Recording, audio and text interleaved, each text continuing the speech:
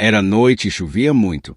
A chuva era grossa e implacável, enquanto eu e meus amigos avançávamos pela estrada deserta.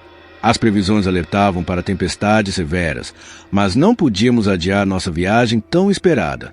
A princípio, tudo parecia normal, apenas chuva e alguns relâmpagos.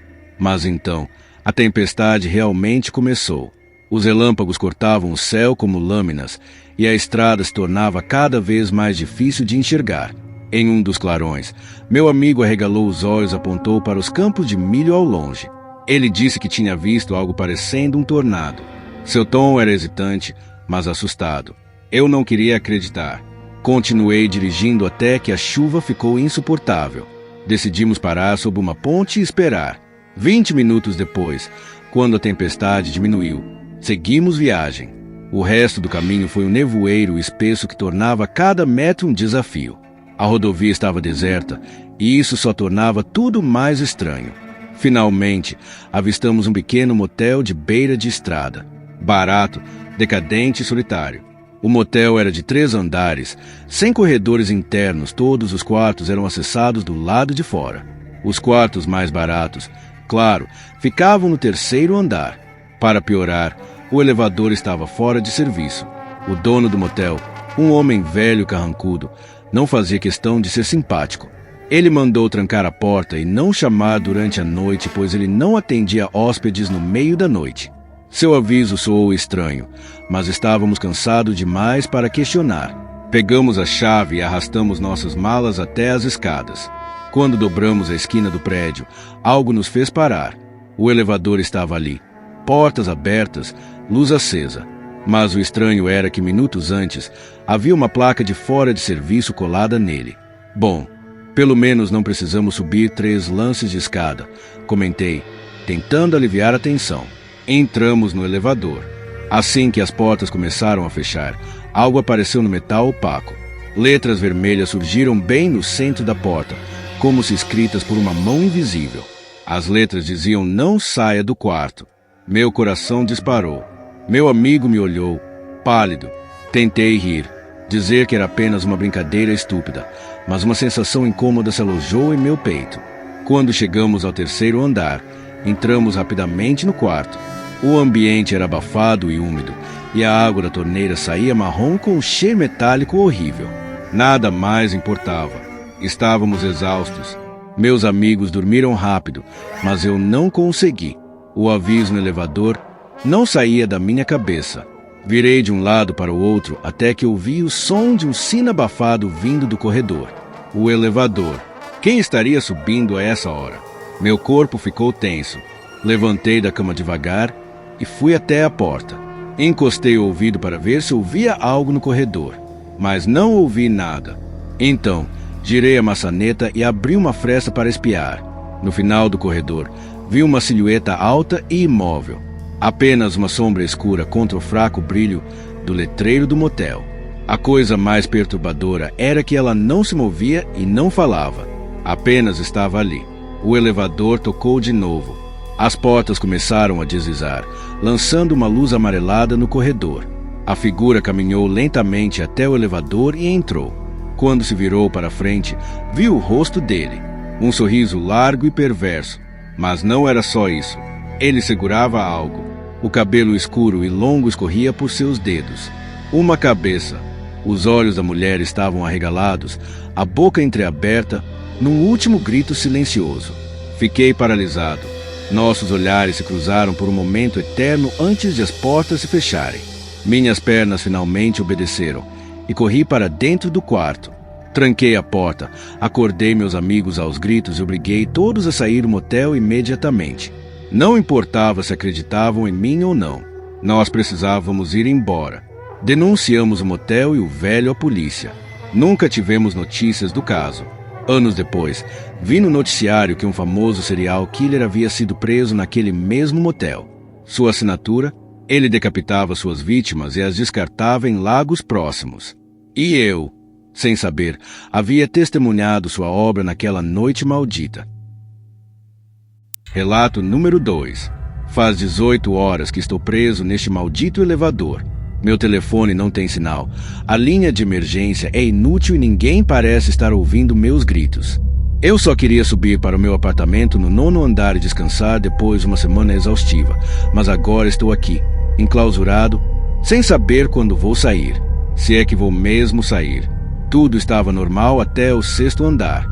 O painel digital piscava conforme os andares passavam, e eu já me imaginava deitado no sofá, aproveitando meu fim de semana. Mas quando o elevador chegou ao 7º andar, um solavanco violento sacudiu a cabine. Fui lançado contra a parede, e então, silêncio. O motor morreu. O painel apagou. O elevador ficou imóvel. Fiquei em pânico. Apertei todos os botões, mas nada aconteceu. Bati nas portas, gritei por ajuda. O silêncio do outro lado foi esmagador. Meu peito começou a subir e descer rapidamente e o ar ficou pesado. A cabine, que antes parecia espaçosa, agora parecia um caixão de metal. O tempo passou arrastado. Minhas costas doíam por estar sentado no chão frio e o suor escorria pela minha testa. Tentei manter a calma, mas pensamentos sombrios começaram a se infiltrar. E se ninguém me encontrar até segunda-feira? O zelador tirou o fim de semana de folga. Talvez ninguém notasse minha ausência até ser tarde demais. Foi então que ouvi o primeiro som. Um ruído agudo e intermitente, como algo se movendo dentro da cabine. Meus olhos varreram o espaço e então vi um pequeno rato parado bem no centro do elevador, me observando com olhos penetrantes. Meu coração disparou. Eu nem tinha notado quando ele subiu em mim. Mas ali estava ele, suas pequenas patas tocando meu peito. Soltei um grito e o rato correu para um buraco no canto do elevador. Mas antes que pudesse me acalmar, percebi algo estranho. As paredes estavam diferentes. Uma mancha escura e úmida começava a se espalhar na porta metálica. Algo que parecia um fio grosso e retorcido, quase como uma raiz, saía de dentro dela. Toquei a superfície úmida e um líquido negro e viscoso escorreu pelos meus dedos. O som voltou mais alto. Vinha do buraco onde o rato desapareceu. Me aproximei, hesitante, tentando enxergar no escuro. Foi então que algo saiu do buraco. Não era o rato.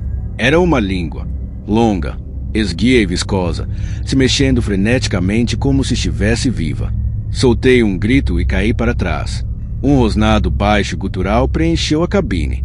As luzes começaram a piscar e eu comecei a bater desesperadamente nos botões novamente, rezando para que o elevador voltasse a funcionar. Então o pior aconteceu. A parede rachou. Do buraco na porta saiu um enxame de ratos, se espalhando pelo chão e subindo pelas minhas pernas. Gritei, tentando me livrar deles, mas era inútil. Suas pequenas patas afiadas se cravavam na minha pele.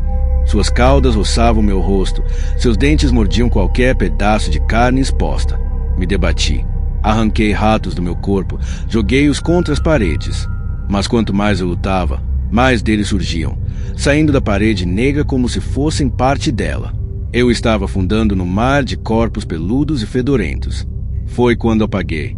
Quando acordei, estava sendo retirado do elevador. O sol batia em meus olhos e duas vozes conversavam acima de mim. Estava em uma maca com uma máscara de oxigênio presa ao meu rosto. Fiquei no hospital por uma semana, com desidratação severa, pressão baixa e um episódio extremo de alucinação causado pelo estresse e claustrofobia. Nenhum arranhão, nenhuma marca de mordida. Mas eu sei o que vi, sei o que senti. E sei que nunca mais entrarei em um elevador novamente. Relato número 3. Era um dia comum.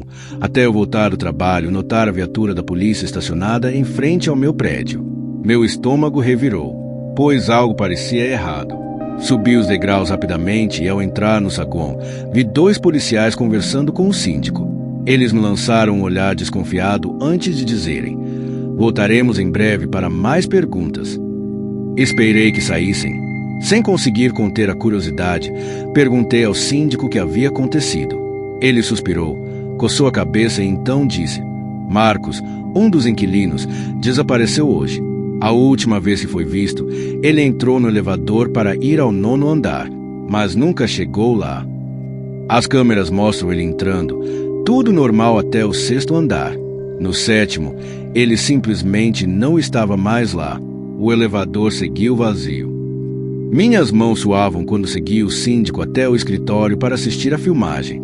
A tela mostrou Marcos entrando no elevador, os números subindo, um leve tremor na cabine quando atingiu o 6º andar. Depois, um ruído estranho, um curto-circuito e 3 segundos de tela preta. Quando a imagem voltou, o elevador estava vazio. Marcos havia sumido. Tentei afastar a ideia de minha mente, mas a cena se repetia como um pesadelo em minha cabeça. Deitei na cama, mas o sono não vinha. Olhei para o relógio, 12h30, o mesmo horário do desaparecimento. Sem entender por quê, levantei. A curiosidade me puxava como um imã. Deixei meu apartamento e fui até o elevador. Apertei o botão do 7º andar. As portas se fecharam e o rangido metálico me fez estremecer. Os números mudavam normalmente. Respirei fundo quando cheguei ao destino. O ar no corredor estava frio. As luzes piscavam em um ritmo irregular, algumas queimadas, lançando sombras inquietantes no chão.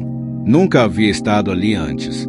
Sabia que Marcos morava no apartamento 16, pois nos mudamos no mesmo dia e assinamos os contratos juntos. Seu apartamento estava lacrado com fita policial. Será que eu deveria entrar? Não contive a curiosidade e entrei. Com a lanterna do celular, iluminei a sala. Um caos. Roupas espalhadas, gavetas reviradas, como se alguém tivesse saído às pressas ou procurado algo freneticamente. Um arrepio me percorreu. Senti que não devia estar ali. Saí às pressas e voltei para o elevador. Apertei o botão do térreo. Nada. O elevador não se movia. Então, um solavanco me jogou contra a parede. As luzes piscaram e se apagaram por completo. O silêncio absoluto pesava no ar. Acendi a lanterna do meu celular e perguntei: alguém está aí? Um ruído de metal rangendo foi a resposta. As portas do elevador se abriram, mas não no saguão. Do lado de fora, uma escuridão densa se estendia, interrompida apenas por um foco de luz branca ao longe. Sob a luz, uma figura familiar. Era Marcos, de costas para mim. Fiquei arrepiado. Marcos, o que está fazendo aqui? Que andar é esse? Olhei para o painel. Um calafrio subiu pela minha espinha. Era o andar 6,5. Me ajude. A voz dele soou baixa, distante, como um sussurro cortado pelo vento. Dei um passo para frente. Ele também. Como um espelho.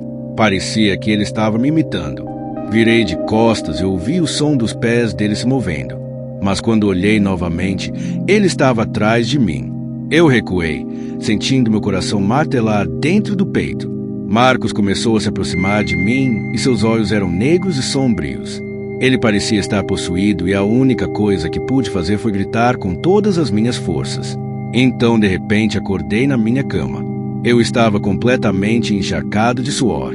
Teria sido tudo um sonho. Ou será que de alguma forma Marcos estava tentando se comunicar comigo? Talvez precisasse de ajuda. Será que o andar 6,5 realmente existia? Sinceramente, eu não sei. E nem quero descobrir. No mês seguinte, eu me mudei daquele prédio. Nunca mais ouvi falar de Marcos.